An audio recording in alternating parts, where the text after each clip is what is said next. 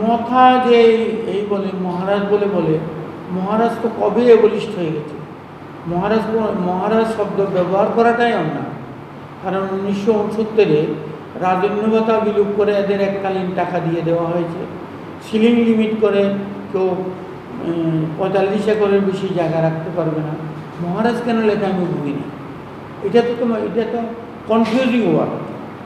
মহারাজ এখন কোনো দেশীয় রাজা মহারাজা যারা ছিল এরা সমস্তটাই অ্যাবলিশ হয়ে গেছে, আইন করে অ্যাবলিশ করা হয়েছে। How he represent I am a Maharaja, কীরকম প্রভাব ফেলতে পারবে? এটা খুব একটা প্রভাব ফেলতে পারবে, কারণ আমরা সঙ্গে এনসি দেববর্মা খুব পুরানো লোক। উনি এক সময় কমিউনিস্ট করতেন।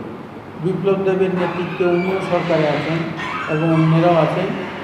আমরা সঙ্গে ওই পাতালগঞ্জে এসে আরও অন্যান্য ইনফ্লুয়েন্সিয়াল লোক, জনজাতি অংশের প্রভাবশালী লোক, সেদিকেও প্রত্যন্ত অঞ্চলে রাস্তাঘাট, স্কুল, কলেজ, কোর্ট কাছারি করার জন্য সরকার উদ্যোগ নিয়েছে, যাতে মানুষ আকৃষ্ট হয়। আগে পর্যটন কেন্দ্রগুলো ধরুন এই যে অমরপুরে ছবিমুড়া, মানুষ যাতায়াত করতো না, সেখানে যায়।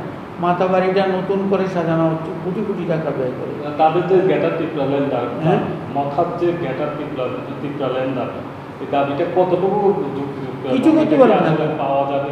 কিছু করতে পারে না। আমি আপনাকে হলফ নিয়ে করতে পারি, কিছু আছে যুবক ভাই, এদের বুঝিয়ে কনভিন্স করা হচ্ছে। আমরা শান্তির বাতাবরণ সৃষ্টি করেছি বিপ্লবের মধ্যে, সেটা কন্টিনিউ করবো, অব্যাহত থাকবে। আমরা বুঝিয়ে সুঝিয়ে আমরা করবো। আমরা হিংসায় বিশ্বাসী নই, সেইটা হবে। এবং আমরা 60টা সিটি আমরা জিতব, আশা রাখি। হ্যাঁ, আশা রাখি। এবং আমি বাস্তব চিত্র আমি জানি। একসময় তৃণমূলের দায়িত্বে ছিলাম, আমি সারা ত্রিপুরা রাজ্য ঘুরেছি। তখনও তো সারা পাইনি পশ্চিমবঙ্গে মমতা ব্যানার্জির উদাসীনতার জন্য। উনি আসতেন না, উনি ঘুরে